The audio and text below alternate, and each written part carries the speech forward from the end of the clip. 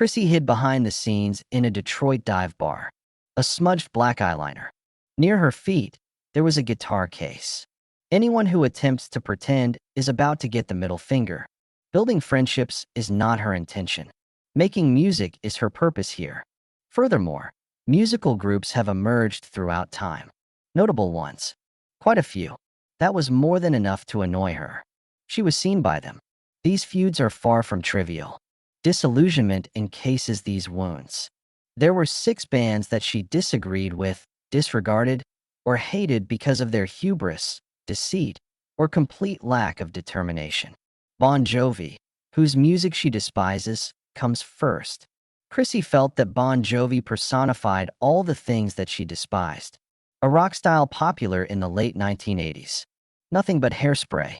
Bon Jovi embraced the flashy, crowd-pleasing formula while the Pretenders fought for authenticity and creative freedom. Their brand of rock was perfect for the gods of MTV, corporate, polished, and replete with power ballads. After Chrissie heard their soundcheck, she rushed off the European festival stage where they were sharing a platform.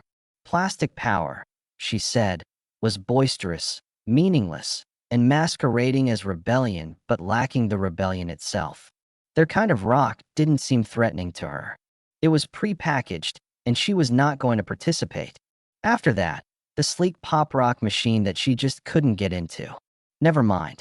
She and her band The Pretenders were both born into the same British wave, but Duran Duran represented all that she did not. Image, gloss, and business flawlessness. Chrissie sought emotional depth and lyrical honesty in for the club elite. They created music videos with a fashion focus and soundtracks using champagne. It wasn't merely a change in tone. They existed in a parallel universe. Without ever walking it back, she referred to them as the blow-dried score to fashion presentations. She battled mightily to find significance in the situation, and to her, they symbolized the superficial other side. Aerosmith was the next band on her list. She loved their music but despised their stage antics. Chrissie saw Aerosmith as a paradox, a competent and experienced band that reveled in theatrics. Their riffs were rock solid, and their reputation was unquestionable, but they had lost their gritty edge for glitter. She felt sick to her stomach at their fire shows, aerial rigs, and leather lace swagger. There was no uprising. A review of Las Vegas set to rock music.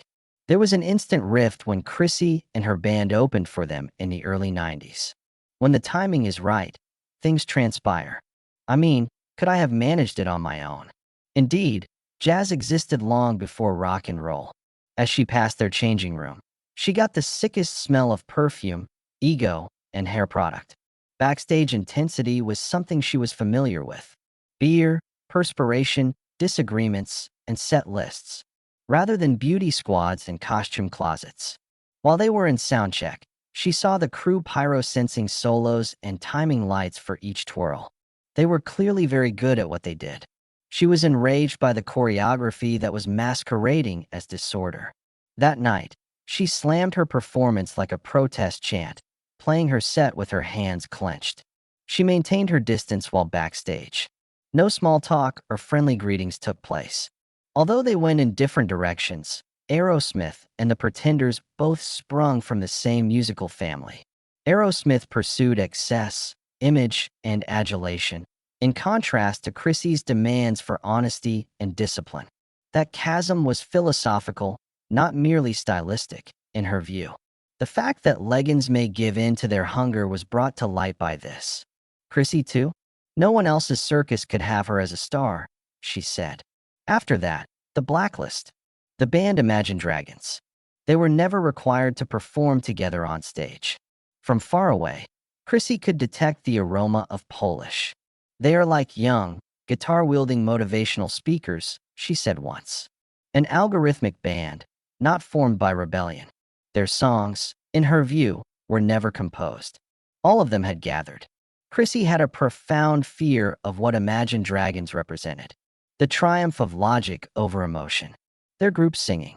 It sounded like the theme song to a self-help seminar, very predictable and rousing. The timing of each drop was impeccable, and the lyrics were saturated with nebulous empowerment that conveyed both a sense of strength and a lack thereof.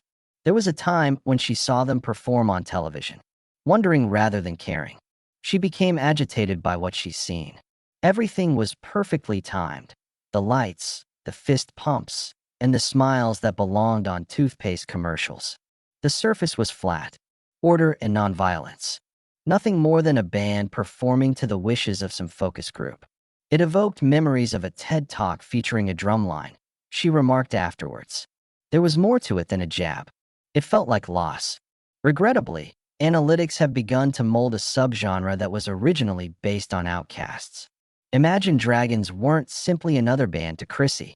Their story served as a warning. The declawing of rock could make it more amiable, palatable, and eventually disposable. It was like seeing a fire extinguished by replacing it with fluorescent lights as I saw them rise to power.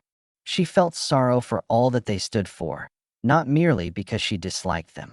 Because rock ceases to be rock when it begins to seek approval. Next, there came Nickelback, the quintessential example of disappointing rock music. It was unnecessary for Chrissie to ever meet them. The instant she heard them on the radio, the overproduced Safe Clean, her contempt for them began to grow. Nothing filthy was there. Full stomach. Lack of advantage. Nothing more than a watered-down version of defiance in the past. They resounded all around her. In advertisements. Within the context of film trailers. Taking over the airwaves like wallpaper on a crumbling wall. Nickelback, in Chrissie's view, exemplified all that was wrong with the transition from rock as a movement to rock as a marketing category. Their songwriting was lifeless. Their chorales were artificial. Refusal was not audible to her. She perceived dissent, and it touched a sensitive spot. She gave candid interviews. She compared their music to that of beer commercials and stated that she would rather performing for 10 irate punks than 10,000 indifferent fans. Nickelback wasn't merely a symbol of averageness for her. It was made standard. They managed to dispel the notion that rock should have a slight sting. At one point, she made a joke about how aliens would hear Nickelback as their first impression of rock music. In their minds, people only ever felt minor annoyance and never rage. Nevertheless, there was a more profound meaning underlying the joke. Feeling down, due to the extinguished flames. Because the time is running out. For an entire generation, this was considered sufficient. They weren't offensive to Chrissie. In fact, she hardly remembered them. That was the gravest sin, according to her. The group that let her down the most, U2, is finally up there. She had some regard for them at first. Chrissie loved the aggression and vulnerability of early U2 performances, when the band seemed to be aiming for something greater than themselves. Albums like As Boy and War exuded a sense of urgency, capturing the raw, unfiltered tension of youth. However, performance eventually supplanted that sense of urgency. Stages the size of football stadiums were erected by the band she had once regarded as legitimate torchbearers. Over time, Chrissie saw them transform into a worldwide phenomenon, more brand than band. Chrissie found it intolerable. Because their songs turned into sermons and their performances into ostentatious displays of ego and flashy lighting. During the Joshua Tree period, she started to detect a change. Although acoustically forceful, the song came off more as a proclamation than a resistance. She was in favor of their activism. The fact that it was cloaked in arrogance was what she despised. In her view, U2 had abandoned the gritty, underground rock sound in favor of the glossy, popularity-seeking new wave. Everything came to a head during a benefit concert. The stage was extended an invitation to Chrissie. It was principle, not spite, that led her to decline. Standing amongst suits and smiles beneath a massive lead cross was something she preferred not to do.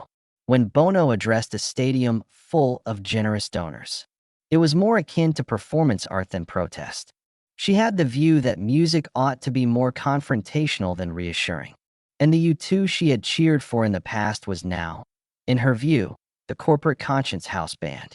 The most profound betrayal, in Chrissie's view, was that they appeared to have forgotten who they were before the limelight discovered them. not that they changed. They became large, yet she wasn't furious. When they ceased to pose a threat, she became enraged. Never once did Chrissie Hynde hold her tongue. These 6 bands were more than just an annoyance to her. They represented all the things she thought rock shouldn't turn into. She had spent her life fighting against the music industry, and these were its manifestations. Smooth, orchestrated, and unrelated to the blood, sweat, and tears that made real rock what it was. Music, in her view, had to be harsh. To struggle for something meaningful. The bleeding had to be inevitable. Fighting back was inevitable. Choreographed performances and flawless harmonies were something she didn't believe in. She was a firm believer in unfiltered emotions, shaky vocals, and guitars that strained to break the silence. Attention was not something she despised. She despised it in order to stay alive. Chrissie felt that artists were more concerned with branding than being brutally honest, and that marketing departments and streaming platforms were attempting to destroy rock at its core. She detested more than simply the sound of every band she couldn't stand. It signaled that the genre was starting to lose its edge. She represented the melody that was played on a broken string. The performance, with its handwritten lyrics on a flyer at 3 in the morning, had the power to inspire or terrify. Her demeanor was inquisitive, yet her words were never lacking in enthusiasm. Stones should never plead for lightness. That, her defiance of norms and her dedication to putting spirit before sale, is what ensures her legacy will endure.